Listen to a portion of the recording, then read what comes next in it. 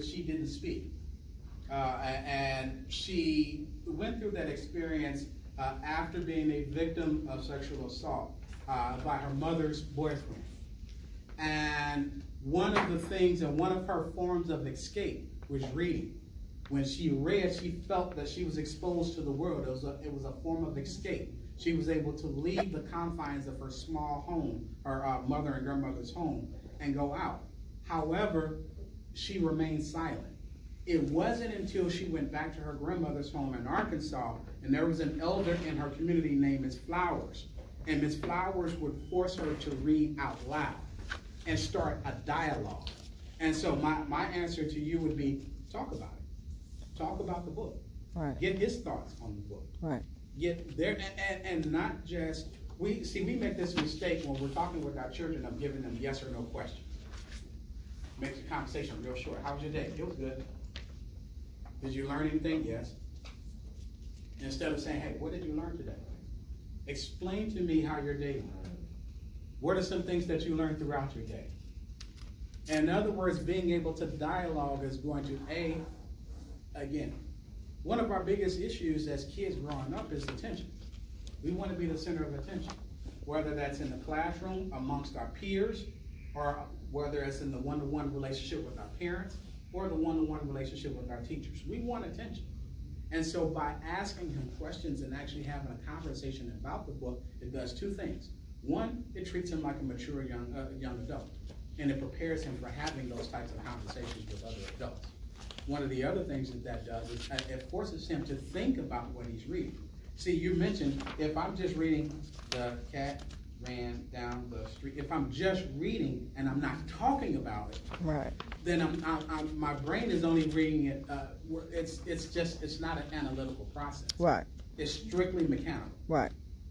I'm just reading the words as they're on the page. Right. But if I'm dialoguing, it's forcing me to be analytical, understand what I'm reading, put exactly. into context what I'm reading. Exactly. So my advice is, whether it's reading Maya or reading anyone else, right, and definitely with Maya's book, because it's a book about her abandonment issues. Right. And those abandonment issues were resolved when she formed relationships with other adults. Right. That were positive in her life. And that's one of the things that we fail to do. We fail to recognize a lot of our children, honestly, the reason why they're joining a gang, the reason why they're joining and doing negative things is because that's where they get attention. Yeah. That's where they are a part of something larger than themselves.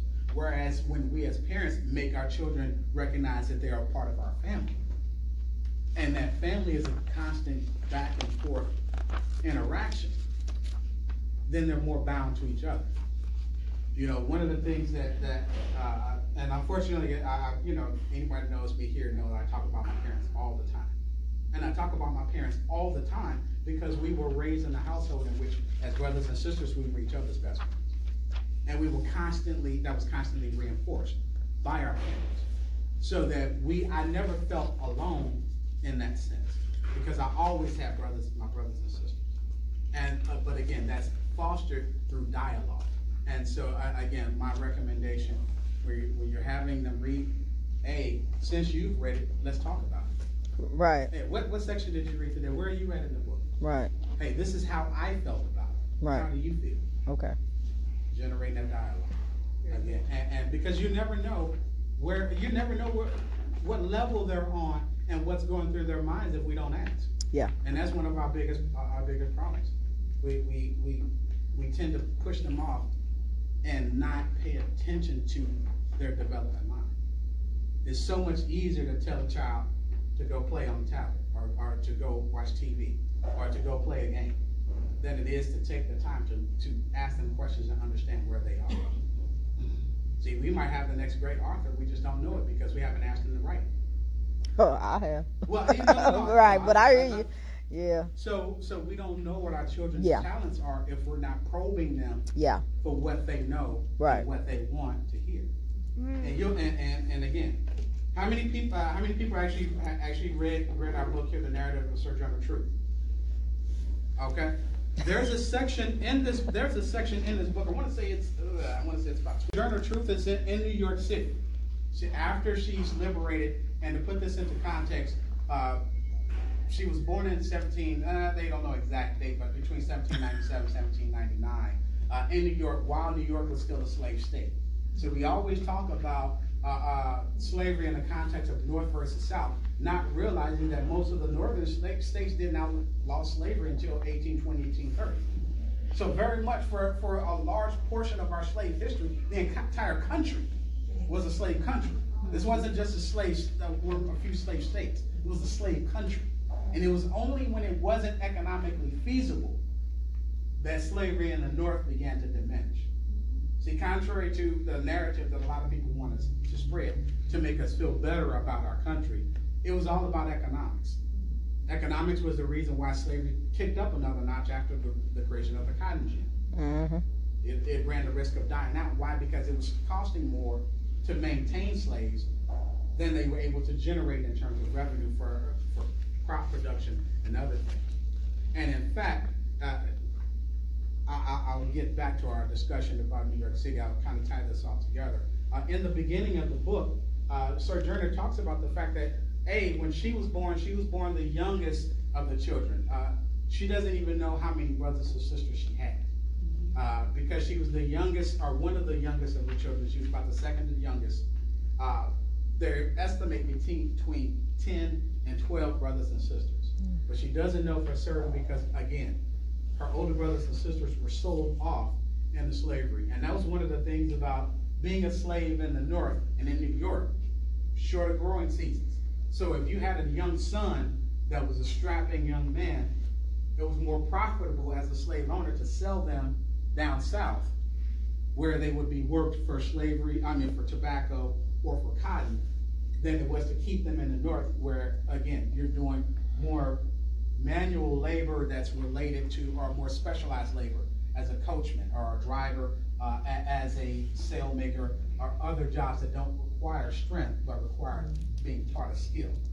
So for her brothers and sisters were all sold off into slavery. Her parents were older. They were in their early 40s, early 50s when she was born.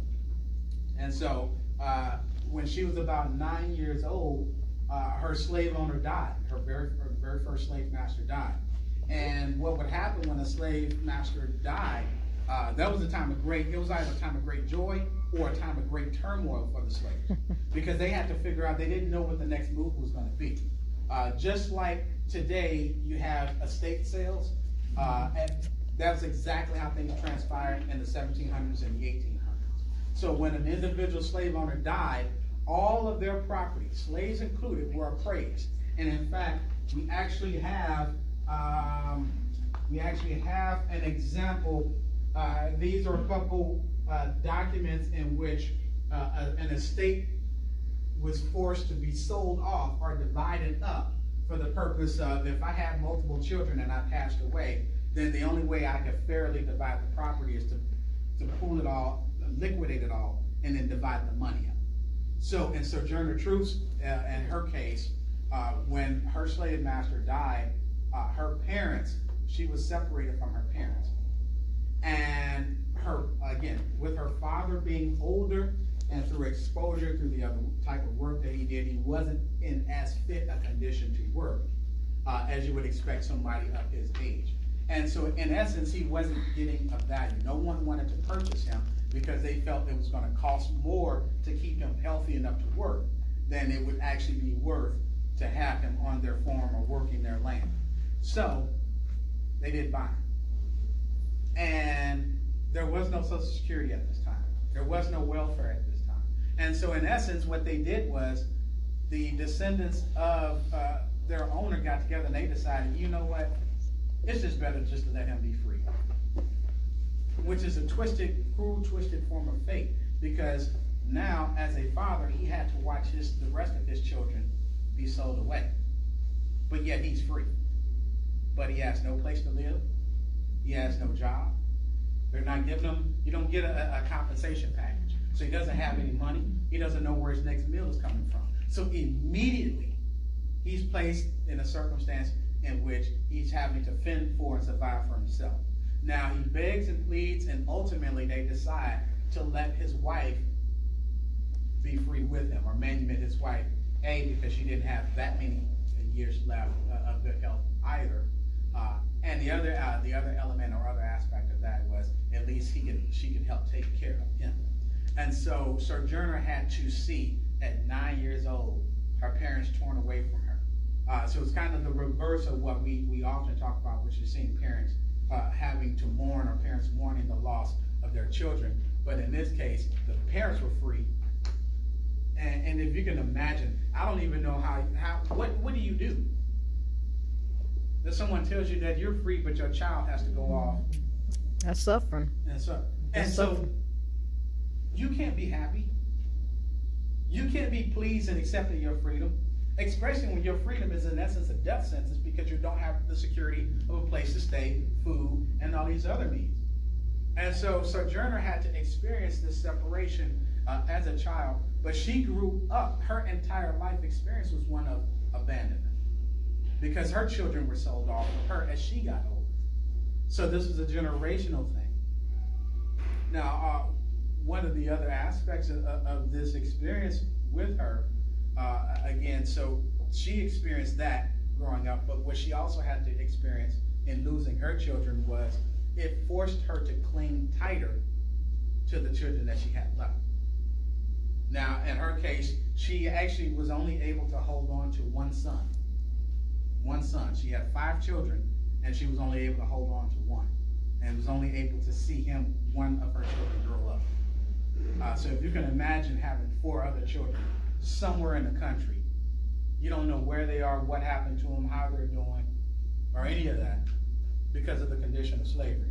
And even once you're free because they are slaves, you're powerless as to the ability to rescue them.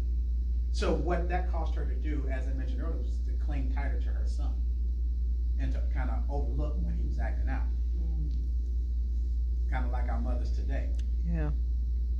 She was so busy having to work 2 jobs as a maid, even as a free woman, to make ends meet, because women made less than men, and black women made even less than black men, which made even less than their other relative counterparts. So she's working 2 jobs to scrape 2 nickels together to make sure that her son has a chance. Does that sound familiar? Oh, yeah. And as a result, she's living in New York City, big city living.